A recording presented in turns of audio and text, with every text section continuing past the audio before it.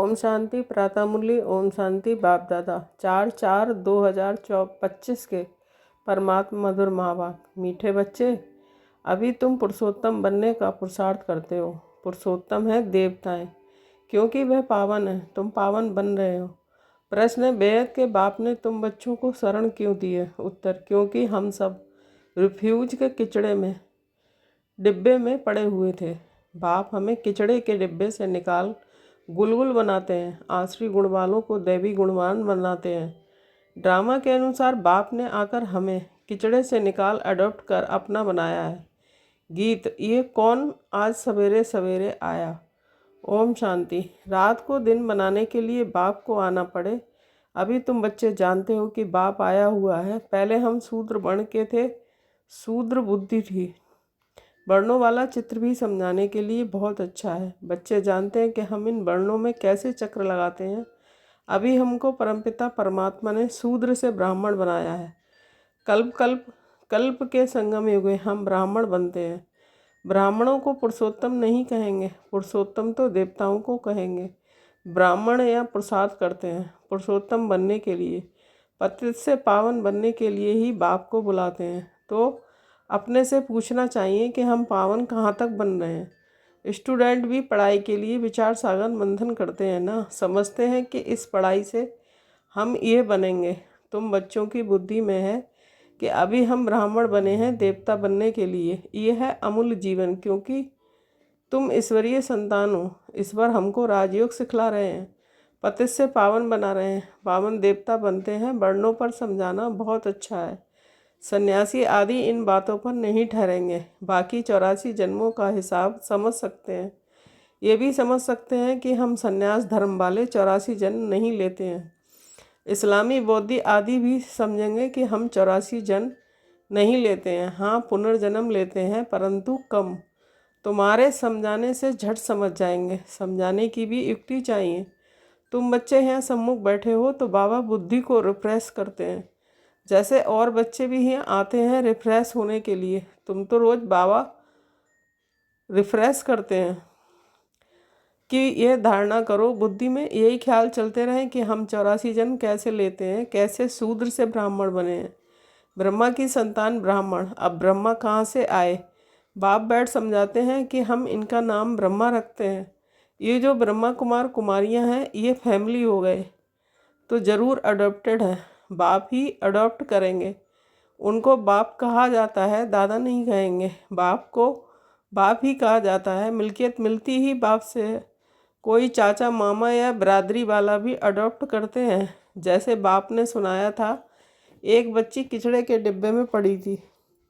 वह कोई ने उठाए जाकर उसको गोद में दे दी, क्योंकि उनको अपना बच्चा नहीं था। तो बच्ची जिनकी गोद में गई उनको ही मम्मा बाबा कहने लग पड़ी ना। ये फिर है बेहद की बात। तुम बच्चे भी जैसे बेहद के किचड़े के डिब्बे में पड़े थे, विषय बैतरणी नदी में पड़े थे, कितने गंदे हुए पड़े थे। ड्रामा के अनुसार बाप ने आकर उस किचड़े से निकाल तुमको अडॉप्ट किया है। तमो प्रधान को किचड़ा ही कहेंगे ना। आसुरी गुण वाले मनुष्य हैं, देही अभिमानी। काम क्रोध भी बड़े बेकार हैं ना। तो तुम रावण के बड़े रिफ्यूज में पड़े थे, वास्तव में रिफ्यूजी भी हो। अब तुमने बेहद के बाप की शरण ली है, रिफ्यूज से निकल गुलगुल देवता बनने।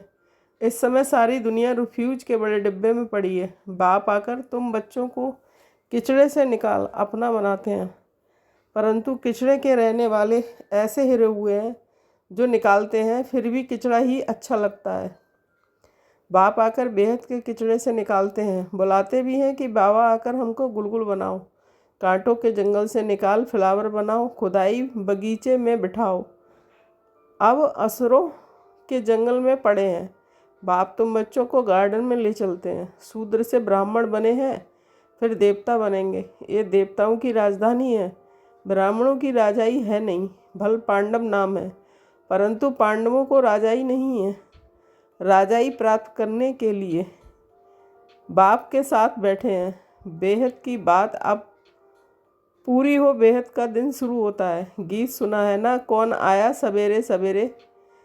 सवेरे सवेरे आते हैं रात को मिटाए दिन बनाने, अर्थात सूर्य की स्थापना नरक का विनाश कराने। ये भी बुद्धि में रहे तो खुशी हो।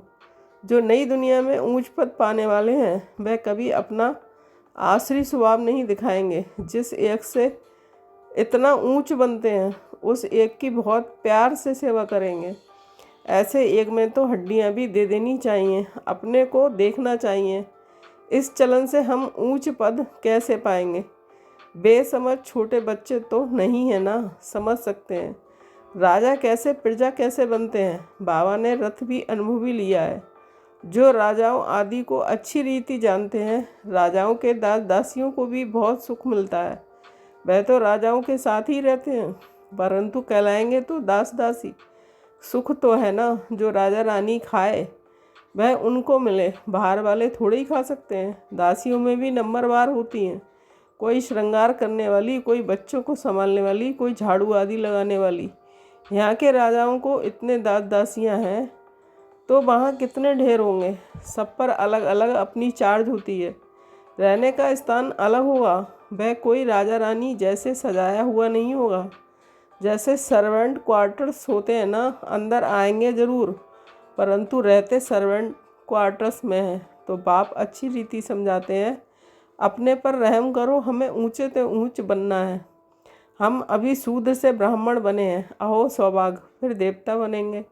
ये संगम युग बहुत कल्याणकारी है, तुम्हारी हर बात में कल्याण भरा हुआ है।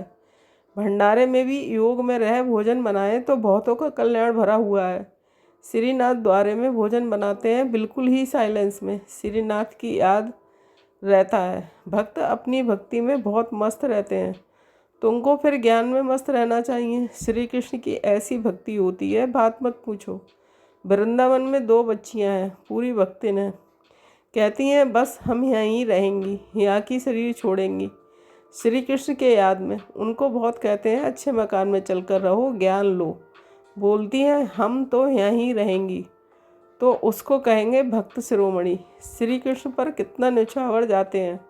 अभी तुमको बाप पर निछावर होना है। पहले पहले शुरू में शिव बाबा पर कितने निछावर हुए हैं, ढेर के ढेर आए। जब इंडिया में आए तो बहुतों को अपना घर बार याद पड़ने लगा, कितने चले गए। गिरहचारी तो बहुतों पर आती है ना, कभी कैसी दशा कभी कैसी दशा बैठती है। बाबा ने समझाया, कोई भी आते हैं तो बोलो कहाँ आए हो। बाहर से बोर्ड देखा, ब्रह्मा कुमार कुमारियाँ, ये तो परिवार है ना। एक है निराकार परमपिता परमात्मा, दूसरा फिर प्रजापिता ब्रह्मा भी गाया हुआ है।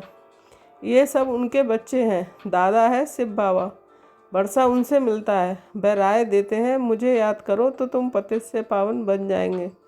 कल पहले भी ऐसी राय दी थी। कितनी ऊंच पढ़ाई है, ये भी तुम्हारी बुद्धि में है। हम बाप से वर्षा ले रहे हैं, तुम बच्चे मनुष्य से देवता बनने की पढ़ाई पढ़ रहे हो। तुम्हें ज़रूर देवी गुण धारण करने हैं। तुम्हारा खान पान बोलचाल कितना रॉयल होना चाहिए। देवताएं कितना थोड़ा खाते हैं, उनमें कोई लालच थोड़ी ही रहती है। 36 प्रकार के भोजन बनते हैं, खाते कितना थोड़ा है। खान पान की लालच रखना, इसको भी आसुरी चलन कहा जाता है।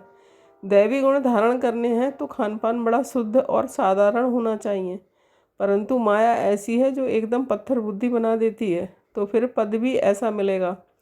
बाप कहते हैं अपना कल्याण करने के लिए दैवी गुण धारण करो। अच्छी रीति पढ़ेंगे पढ़ाएंगे तो तुमको ही इजाफा मिलेगा। बाप नहीं देते हैं, तुम अपने पुरुषार्थ से पाते हो। अपने को देखना चाहिए कि कहाँ तक हम सर्विस करते हैं, हम क्या बनेंगे। इस समय शरीर छूट जाए तो क्या मिलेगा। बाबा से पूछो तो बाबा झट बता दें कि इस एक्टिविटी से समझा जाता है कि ये फलाना पद पाएंगे। पुरुषार्थ ही नहीं करते तो कल कल्पांतर के लिए अपने को घाटा डालते हैं। अच्छी सर्विस करने वाले ज़रूर अच्छा पद पाएंगे। अंदर में मालूम रहता है कि ये दास दासी जाकर बनेंगे। बाहर से ये नहीं कह सकते कि स्कूल में भी स्टूडेंट समझते हैं कि हम सीनियर बनेंगे व जूनियर। यहाँ भी ऐसे हैं, सीनियर जो होंगे वह राजा बनेंगे, राजा रानी बनेंगे। जूनियर कम पद पाएंगे। साहूकारों में भी सीनियर और जूनियर होंगे, दास दासियों में भी सीनियर और जूनियर होंगे। सीनियर वालों का दर्जा ऊंच पद का होता है। झाड़ू लगाने वाली दासी को कभी अंदर महल में आने का हुक्म नहीं रहता है। इन सब बातों को तुम बच्चे अच्छी रीति समझ सकते हो।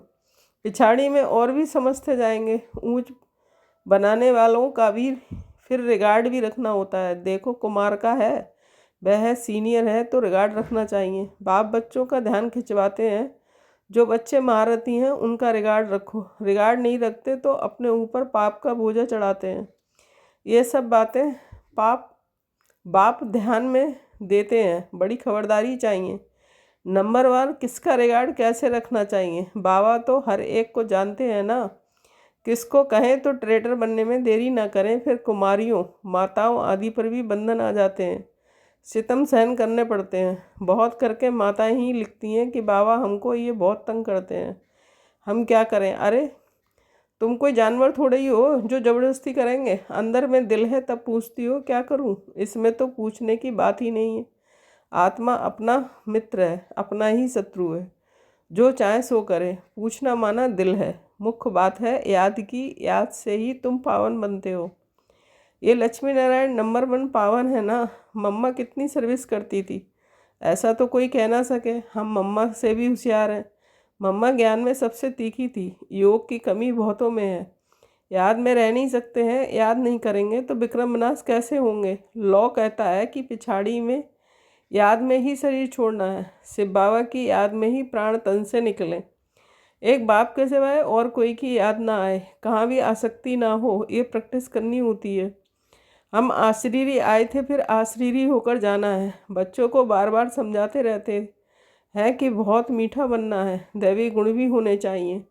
देह अभिमान का भूत होता है ना। अपने पर बहुत ध्यान रखना है, बहुत प्यार से चलना है। बाप को याद करो और चक्र को याद करो। चक्र का राज किसको भी समझाया तो भी बंडर खाएंगे। 84 जन्मों की ही किसको याद नहीं रहती है, तो 84 लाख फिर कैसे कोई याद कर सके, ख्याल में भी आ ना सके।